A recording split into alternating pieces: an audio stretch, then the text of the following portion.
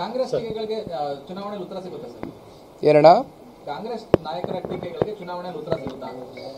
ಅದು ಮತದಾರರ ತಂದೆ ತಾಯಂದ್ರುಗಳು ಅವ್ರ ಪ್ರಭುಗಳು ಅವ್ರ ಕೈನಲ್ಲಿ ಇರ್ತಕ್ಕಂಥದ್ದು. ಈ ಪ್ರಜಾಪ್ರಭುತ್ವದ ಒಂದು ವ್ಯವಸ್ಥೆಯಲ್ಲಿ ಅವ್ರಿಗೆ ಇರ್ತಕ್ಕಂಥ ಒಂದು ಹಕ್ಕು, ಸರಿಯಾದಂಥ ಒಂದು ಅಭ್ಯರ್ಥಿಯನ್ನು ಆಯ್ಕೆ ಮಾಡುವ ಮೂಲಕ ಅವರು ಮಂಡ್ಯ ಜಿಲ್ಲೆಯ ಒಂದು ಅಭಿವೃದ್ಧಿ ವಿಚಾರವಾಗಿ ಜಿಲ್ಲೆಯ ಜನತೆ ಸರಿಯಾದಂಥ ಒಂದು ತೀರ್ಮಾನ ತಗೊಳ್ತಾರೆ ಅಂತಕ್ಕಂಥದ್ದು ನಾನು ಭಾವಿಸಿದ್ದೇನೆ. ನೀವು ನಿಂತಹ ಸಂದರ್ಭದಲ್ಲಿ ಹೊರಗಿನವರು ಅದೇ ಶುರುವಾಗಿದೆ ಸರ್. ಕುಮಾರಸ್ವಾಮಿ ಅವರು ಹೊರಗಿನವರು ಅನ್ನೋದೆಲ್ಲ ಮಾತಾಡ್ತಾರೆ. ಮೊದಲು ನಾವು ಭಾರತೀಯರು, ಕನ್ನಡಿಗರು, ಜೊತೆಯಲ್ಲಿ ಇವತ್ತು ನಮ್ಮ ರಾಮನಗರ ಜಿಲ್ಲೆ ಜನತೆ ಕುಮಾರಣ್ಣನಿಗೆ ರಾಜಕೀಯವಾಗಿ ಒಂದು ಶಕ್ತಿಯನ್ನು ಕೊಟ್ಟಿದ್ದಾರೆ.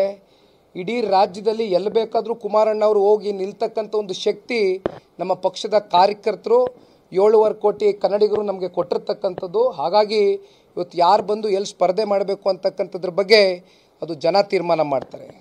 26ನೇ ತಾರೀಕು ಮತ ಚಲಾವಣೆ ಮಾಡ್ತಾರಲ್ಲ, ಅವತ್ತು ಜನ ಉತ್ತರ ಕೊಡ್ತಾರೆ.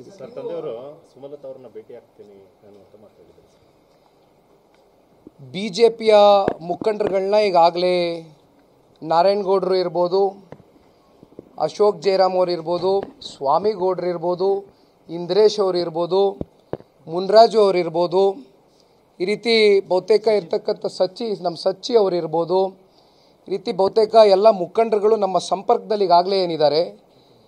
ಚೇತನ್ ಅವರು ಇರ್ಬೋದು, ಇಲ್ಲಿರ್ತಕ್ಕಂಥ ಶಿವರಾಮೇಗೌಡರು, ಚೇತನ್ ಗೌಡರು ಇರ್ಬೋದು.